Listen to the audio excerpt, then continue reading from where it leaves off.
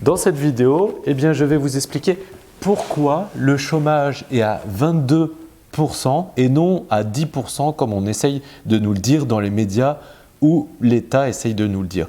Et pourquoi l'État fera tout pour garder du chômage, garder ce chômage à 20% et fera tout pour qu'il y ait du chômage. D'accord ? Donc l'État ne va pas essayer de réduire ce chômage parce que c'est bénéfique en fait pour lui. Mais je vais vous expliquer pourquoi ils font tout ça. Mais avant ça, si vous souhaitez ne plus louper mes vidéos, mes prochaines vidéos qui parlent de comment faire fructifier son argent, qui parlent d'économie, mais de façon intéressante et démocratisée, et aussi comment se générer un revenu passif, vous pouvez cliquer sur le bouton en bas à droite de cette vidéo pour rejoindre plusieurs milliers de personnes abonnées à la chaîne YouTube. Et deuxième chose, si vous souhaitez une formation gratuite pour savoir comment générer un revenu passif de plusieurs centaines ou plusieurs milliers d'euros, et ça simplement même si on part de zéro, vous avez une formation en haut à droite de cette vidéo, vous pouvez la télécharger gratuitement. Donc il faut déjà savoir qu'il y a 5 catégories de demandeurs d'emploi. Donc la première, c'est la catégorie dont parlent toujours les médias, le président, l'INSEE, etc. Et toutes les autres catégories, ils n'en parlent pas. Comme ça ne se sait pas. Ça paraît logique. Donc cette première catégorie dont tout le monde parle, c'est tout simplement des demandeurs d'emploi qui sont sans aucune activité et qui ne sont pas recensés dans les statistiques. Donc c'est-à-dire qu'à partir du moment où on n'est pas inscrit à Pôle emploi, on ne touche pas du chômage tous les mois, on est hors statistique. Du coup, l'État, le président, l'INSEE, etc., ce qu'ils font, c'est qu'ils prennent la population en France, ils regardent le nombre de personnes recensées au Pôle emploi et ils font leurs calculs. Et du coup, ils tombent sur un chiffre, le chiffre officiel de 9 ou 10% de chômage. Mais ça, c'est totalement théorique parce qu'ils ne regardent que la première catégorie de chômeurs, ils ne regardent que ces statistiques. Le souci, c'est qu'il y a plein de gens, le double de personnes qui sont hors statistiques, qui ne sont pas dans les radars. Et du coup, on pense qu'il y a un chômage à 9% ou 10%, mais en fait, il y en a le double. Parce qu'il y a le double de personnes qui sont hors de ces statistiques. Par exemple, il y a les SDF, même s'ils sont peu, faut les compter dans les statistiques, et heureusement qu'ils sont peu d'ailleurs.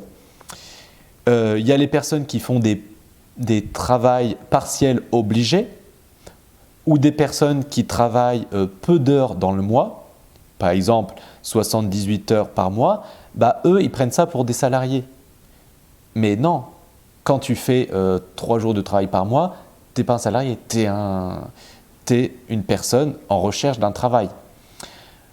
Ensuite, il y a les gens qui sont en formation, en stage ou qui sont malades. Il y a les créateurs d'entreprises, les contrats aidés ou les professions libérales qui, eux, n'ont pas le droit de façon au chômage. Il y a les personnes qui font 2 petits boulots et qui sont comptés pour 2 personnes. Donc là, leurs statistiques sont mal faites. Donc vous savez, il y a par exemple une personne qui fait 2 travails, donc 2 travails à temps partiel par exemple, et les statistiques prennent que ces 2 travails, c'est 2 personnes. Mais non, ces 2 travails, c'est une personne. Et c'est pour ça que leurs statistiques sont même faussées. Et il y a les personnes qui sortent des statistiques, ce sont les personnes désespérées. Vous savez, vous vous inscrivez à Pôle emploi et au bout d'un moment, votre compte est radié pour je ne sais quelle raison et donc vous sortez des statistiques. Donc au final, on nous parle à la télé, dans les médias, etc. de la première catégorie qui fait 50% des personnes demandeurs d'emploi, mais on oublie toutes les autres catégories qui fait encore 50% des demandeurs d'emploi. Donc au final, si on calcule toutes ces catégories et qu'on les met dans les statistiques, toutes, et qu'on fait des statistiques mieux, plus cohérentes, on se rend compte qu'avec des chiffres cartésiens, le taux officieux du chômage est de 22%. Donc c'est 22% des gens qui pourraient travailler parce qu'ils ont le temps, ils ont les compétences physiques, mais qui ne travaillent pas parce qu'ils ne trouvent pas du travail. Et ça, c'est 22%. Donc c'est ça la réalité. Et la réalité aux États-Unis, c'est la même, parce que le chômage, le taux de chômage aux États-Unis, eh bien c'est 20% aussi. Donc c'est la norme. Par contre, en Espagne et en Italie, c'est pire, c'est 35%. Donc ça, les États, les médias, l'INSEE ne le dira jamais. Mais en réalité, si on compte les vrais calculs, eh bien on se rend compte de ça. Donc l'État nous dit 9%, pourquoi? Parce que c'est du marketing politique. Ils ne veulent pas vous faire peur, comme ça tout le monde est content, il n'y a que 9% de chômeurs. Et donc maintenant, pourquoi l'État ne souhaite pas réduire ce taux de chômage qui est à 20%, on va dire? Pourquoi? Eh bien, il y a une raison très précise pour ça. Parce que si le chômage est à 0, il n'y a pas de chômage, vous êtes sûr de trouver du travail, eh bien, vous savez pertinemment que si vous quittez votre travail, vous allez en retrouver un dans les 24 heures. D'accord? Parce qu'il n'y a pas de chômage. Du coup, vous allez demander de meilleurs salaires à votre employeur pour lui mettre une carotte sur le nez, pour lui dire « tu m'augmentes, sinon je m'en vais ». Parce que de toute façon, vous vous en fichez, vous allez retrouver du travail. D'accord? Du coup, ça met en défaut les employeurs qui ont peur de perdre leur employé. Donc, ils sont un peu obligés, s'il n'y a pas de chômage, de vous augmenter. Et ça, c'est pas super pour eux. Donc, qu'est-ce qu'ils font? C'est qu'ils laissent la barre à officiellement 9-10%, officieusement 20-22%, pour qu'on ne réclame pas de haut salaire. Parce que dans ce cas-là, c'est l'inverse. C'est vous qui avez peur de perdre votre travail parce que vous savez qu'il y a 10 ou 20% de chômage, donc vous acceptez un salaire bas.